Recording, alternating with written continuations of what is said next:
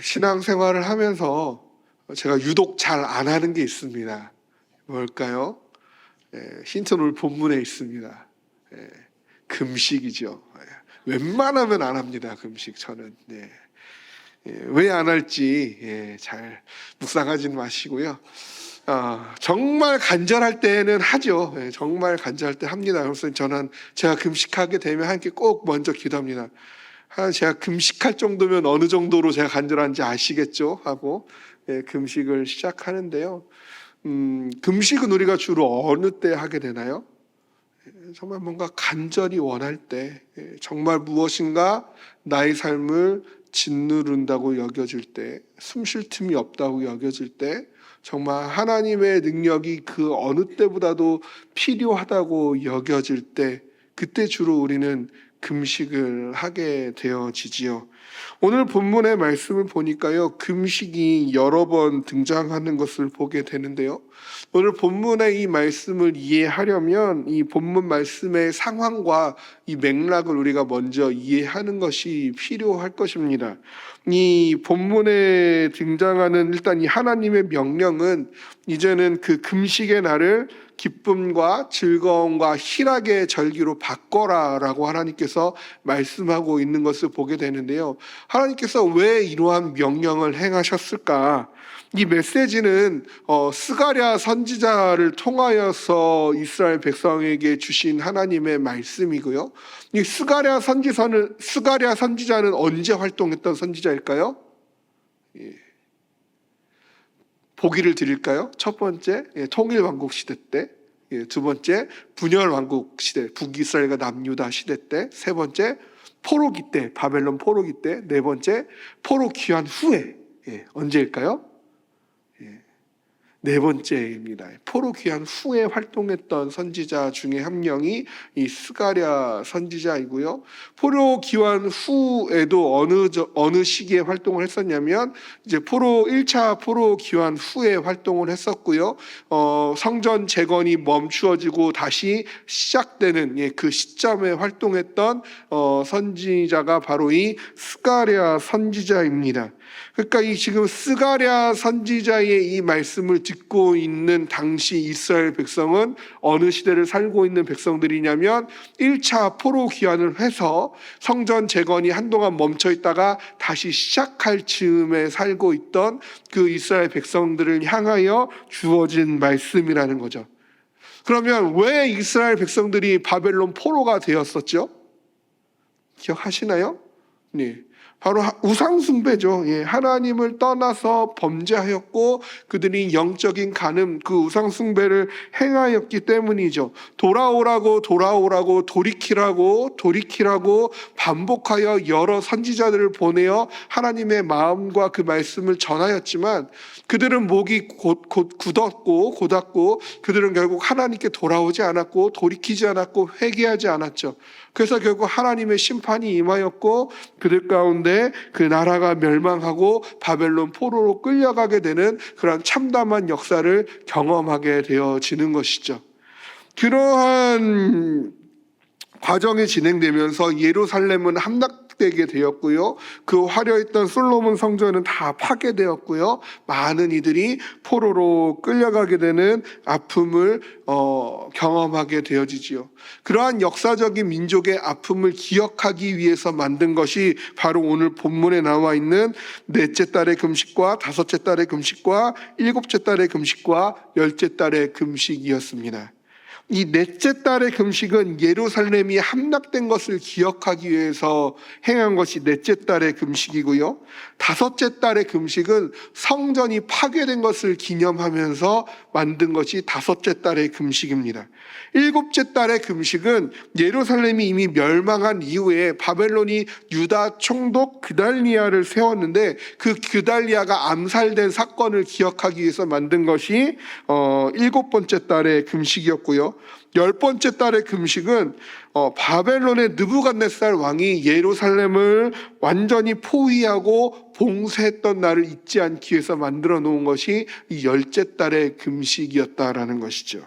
그런데 이 네 가지의 금식은 하나님이 기념하여 금식하라라고 해서 만든 게 아니에요. 이스라엘 백성들이 스스로 자신들이 겪은 그 아픔을 기념하기 위해서, 그 아픔을 잊지 않기 위해서 만든 것이에요. 그 슬픔을 기억하고자 그들이 이 4개의 금식을 만들어서 바벨론 포로기 내내 그 금식을 지켜왔다라는 것이죠. 그런데 지금 이 백성들은 어느 시대를 살고 있는 백성들이에요? 바벨론 포로의 그 70년의 시기가 다 끝이 나고 하나님이 포로 귀환을 시켰고, 성전이 이미 한번 재건되기를 시작하였다가 16년이 멈춘 다음에 다시 재건되는 그 시기를 살고 있는, 그러니까 이미 포로 귀환 후에 또 최소 한 16년 이상, 20년 이상 정도 지난 후에 시대를 살고 있는 이 백성들이 여전히 그 바벨론 포로기를 겪으면서 겪었던 그 참담함들을 기억하기 위해서 자기네 백성들끼리 만들어 놓은 그 4가지의 금식과 절기를 지키고 있었다라는 것이죠. 그런데 이 시기가 이제는 바벨론 포로기가 다 끝이 나고 귀환하니까 이 백성들 가운데 질문이 생기는 거예요. 도대체 이걸 우리가 언제까지 지켜야 되지? 그래서 이 백성들이 7장에 가면 하나님께 물어봅니다. 하나님, 우리가 이 금식을 계속 해야 됩니까? 하나님이 시킨 게 아닌데 하나님께 물어보고 있어요. 그러니까 하나님이 그들에게 뭐라고 말씀하시냐면요, 7장 5절인데요 온 땅의 백성과 제사장들에게 이르라, 너희가 70년 동안 5째 달과 7째 달에 금식하고 애통하였거니와 그 금식이 나를 위하여 한 것이냐. 하나님이 오히려 물어보고 있다는 거죠. 너희들의 금식한 그 금식이 정말 나를 위해서 한 금식이냐? 나를 위하여 한 것이냐? 라고 물어보시고 있다라는 거예요. 이 금식의 관행이 계속되었다라는 것. 그런데 그들이 행했던 그 수십 년 동안 행했던 그 금식이 정말 하나님을 위한 것이었느냐라는 그 질문을 하나님이 던지고 계시다라는 것이죠. 그러면서 하나님은 오히려 오늘 본문에 이 금식들이 변하여서 유다 족속에게 기쁨과 즐거움과 희락의 절기가 되겠다라고 말씀하고 계시다라는 것입니다. 이들에게, 지금 이스라엘 백성들에게 필요한 것은 그들이 지난날의 슬픔에 계속해서 잠겨 있는 것이 아니었어요. 자신들을 다시 한번 회복시키시고 하나님이 다시 한번 그 70년의 때가 차서 본인들을 포로에서 그 이스라엘 땅으로 귀환시키시고 그곳에서 무너졌던 그 성전의 터를 다시 재건하게 하시고 성전을 짓게 하여 주신 그 하나님의 놀라우신 은혜에 마땅히 기뻐하며 감격하며 즐거워해야 할 것이 그들이 행해야 될, 마땅히 하나님 앞에서 취하여야 할 태도였는데, 그들은 여전히 본인들이 만들어낸 관습과 관행에 따라서 여전히 과거의 아픔과 슬픔에 잠겨있는 금식의 날을 지키고 있었다라는 것이죠.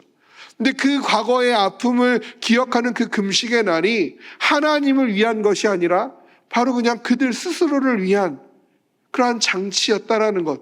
그래서 하나님 그 모든 것들을 패하시고 하나님의 약속을 지키신 그 하나님의 성실하심과 그 하나님의 신실하심을 통해 구원을 경험한 그 이스라엘 백성들이 그 즐거움과 그 희락을 가지고 하나님의 그 진리와 화평을 사랑함으로 즐거워하며 기뻐하기를 원하시는 것이 하나님의 마음이요 하나님의 말씀이라는 것이죠.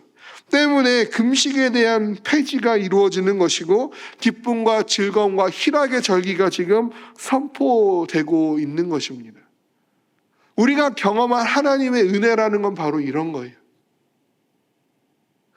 우리의 인생을 되돌아보면 많은 아픔이 있고 슬픔이 있고 힘듦이 있죠. 겨우겨우 견디고 버텨서 이 자리까지 우리가 왔겠죠. 어떤 사람들은 큰 아픔이었을 것이고 어떤 사람들은 그냥 소소한 아픔이었을 수도 있겠지만, 그것은 다른 사람이 보기에 그리해야 했을지 모르겠지만 그 과정을 버텨오고 지나온 나에게 있어서는 그 어떤 것도 작은 아픔이 없고 그 어떤 것도 작은 상처가 없겠지요. 그렇지만 우리가 하나님 앞에서 늘 기억해야 하는 것은 언제까지고 그 슬픔과 참담함 가운데 갇혀있지 않아야 한다는 것입니다. 우리가 하나님 앞에 받은 그 은혜는 우리를 그 슬픔과 참담함에 가둬놓는 은혜가 아니고, 그 슬픔과 참담함의 횟수가 줄어들게 하거나 그것들을 약해지게 하거나 그러한 것이 아니라, 우리가 경험한 하나님의 은혜라는 것은 그 슬픔과 참담함이 완전히 끝이 나고 하나님이 주시는 기쁨과 즐거움과 희락이 시작되는 것을 의미하는 줄로 믿습니다. 우리가 목장 축제가 선포되었죠. 액션 플랜을 매주 하고 계십니까? 예. 오이코스들 저 뒤에 보시면 오이코스 현수막이 다 지금 붙여져 있고, 우리가 전도 박스를 판매하는데 수건 왜 사셨어요? 전도 박스 왜 사셨어요? 내가 닦으려고 산 거 아니잖아요. 예. 왜 사셨습니까? 전도하기 위해서죠. 하나님의 잃어버린 양들을 찾기 위해서요. 저 뒤에 적혀있는 저 오이코스들의 인생에 그 슬픔과 영원한 심판의 참담함이 끝이 나고, 우리가 경험했던 그 하나님께서 주시는, 하나님만이 주실 수 있는 예수 그리스도로 인한 그 기쁨과 즐거움과 그 희락이 시작되게 하기 위해서 아닙니까? 우리가 이미 누리고 있는 그 구원의 기쁨과 감격을 저들도 누리기를 원해 하시는 그 하나님의 마음을 가지고, 그 예수 그리스도의 심장을 가지고, 그 간절함과 그 사모함을 가지고, 아직 그 구원의 기쁨을 누리지 못하고 있는 나의 가족들, 나의 이웃들에게 그 복음을 전하기 위해서 하는 것이 목장 축제이고, 우리가 그것을 위해서 매주간의 액션 플랜을 짜고 전도 박스를 보내고 그들을 위해 기도하고 초청하고 그들에게 복음을 알리고자 하는 것이죠. 죄의 비참함이 완전히 끊어지고 새 생명의 기쁨과 그 즐거움과 희락이 시작되게 하는 것. 그래서 이제 우리가 더 이상 죄에게 종로로 타는 삶을 사는 것이 아니라, 불의의 무기로 내 삶이 들여지는 삶이 아니라, 죄와 사망의 법에 속박되어 있는 그러한 삶이 아니라 생명의 성령의 법으로 옮겨져 있는 그 삶, 생명 가운데서 우리 주님과 함께 왕노릇하는 그러한 삶. 그래서 슬픔 대신에 희락이, 죄 대신에 그 화관이, 근심 대신에 찬송이 하나님으로부터 우리에게 주어지는 그 놀라운 천국으로 인한 희락, 하나님의 자녀된 그 화관, 우리를 구원하신 하나님의 놀라우신 사랑과 능력에 대한 그 찬양을 우리가 날마다 함께 하기 위해서, 그렇게 우리의 삶이 많은 숱한 일들 가운데서 여전히 나와 함께 하시고 나와 동행하시고 나를 보호하시며 지키시며 구원하시는 하나님으로 인해서 감격하고 가슴이 뛰고 설레이며 기대되는 그 삶을 살기 위해서 우리가 예배하며 우리가 복음을 전하는 것 아니겠습니까? 우리가 예배 가운데 말씀을 읽고 말씀을 듣고 암송하는 중에, 우리가 찬양하는 중에, 우리가 기도하는 중에 주님이 주시는 위로들을 경험한다라는 것, 하나님의 살아계심을 느낀다라는 것, 하나님을 경험하는 저 예배라는 것, 그것은요 현재의 고난과 비교도 안 될 그 영광을 소망하는 것이고, 그 영광이 우리에게 이미 주어졌음을 확신함 가운데 주어지는 것인 줄로 믿습니다. 단순히 지금 혼란하고 답답한 내 마음이 좀 진정되는 것, 단순히 이 각박하고 이 숨쉴 틈도 없는 이 세상 가운데서 이 예배를 통해서 하나님을 찬양하는 그 시간을 통해서 잠시의 호흡을 가다듬는 것, 그 어려움에 다시 부딪힐 수 있는 그 힘과 용기를 부여받는 것, 이러한 감정적인 것, 이러한 느낌적인 것, 이러한 심리적인 것이 우리의 목적이 아닌 줄로 믿습니다. 내가 그것 얻기 위해서 하나님을 예배합니까? 내가 그것 얻기 위해서 봉사하고 헌신하시나요? 내 마음에 어떠한 유익과 어떠한 보람을 느끼기 위해서 전도하십니까? 만약 그렇다면 하나님 우리에게 또다시 물어보실 거예요. 너가 예배하는 것이, 너가 금식하는 것이, 너가 봉사하는 것이, 너가 찬양하는 것이 나를 위한 것이냐? 무엇을 위해서, 무엇을 소망하며, 무엇을 바라보며 우리가 예배하고 찬양하며 기도하고 봉사하고 헌신하며 전도하는지 우리는 그것을 확실히 기억해야 할 것입니다. 물론 앞서 말한 그러한 것들이 우리들에게 주어지죠.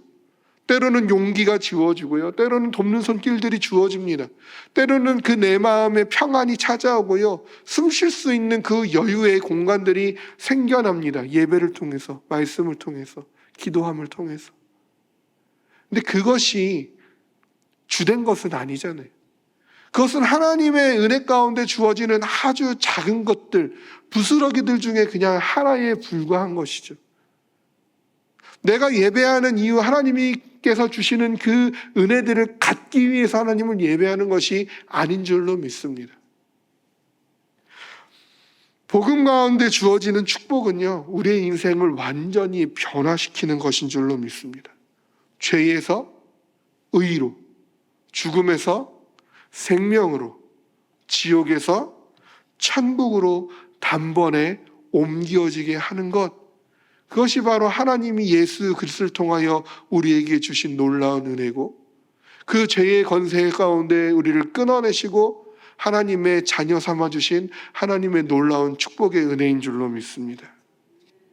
그래서 우리에게 더 이상의 비참함은 없는 것이죠. 우리에게는 기쁨과 즐거움과 희락만이 주어지는 것입니다. 하나님께서 택하신 자들에게 주시는 것은 영화로움이며 천국의 영광이고 영원한 기쁨과 평강이며 그것에 대한 소망인 줄로 믿습니다. 세상 어디에서도 줄 수 있는, 하나님만이 주실 수 있는 그 놀라운 은혜를 우리는 이미 경험한 자들입니다. 기쁘신가요? 네, 기쁘셔야 해요. 그것 하나만으로도 우리는 기뻐해야 하는 것이 마땅합니다. 예수 그리스도를 믿으십니까? 좀 행복하십니까? 일터에 나의 삶의 순간순간에 소망이 가득하십니까? 늘 삶이 기쁘고 감사한가요? 아침에 눈을 떴을 때 감사함이 먼저 입술 가운데 고백이 되어지십니까? 이 모든 질문들은 다 같은 질문들이죠. 빌립보서에서는 이렇게 말씀합니다. 너희 안에서 행하시는 이는 하나님이시니 자기의 기쁘신 뜻을 위하여 너에게 소원을 두고 행하신다라고 말씀합니다. 그래서 주 안에서 기뻐하라, 주 안에서 항상 기뻐하라, 다시 말하노니 기뻐하라 라고 말씀하고 있습니다. 데살로니가전서 5장 16절에서도 항상 기뻐하라 라고 말씀하고 있고요. 고린도 후서 6장 10절에서 바울은 하나님과 함께 일하는 자로서 근심하는 자 같으나 항상 기뻐한다라고 말씀합니다. 고린도서 12장에서는 그리스도를 위하여 약한 것들과 능력과 궁핍과 박해와 공고를 기뻐한다라고 말씀하고요.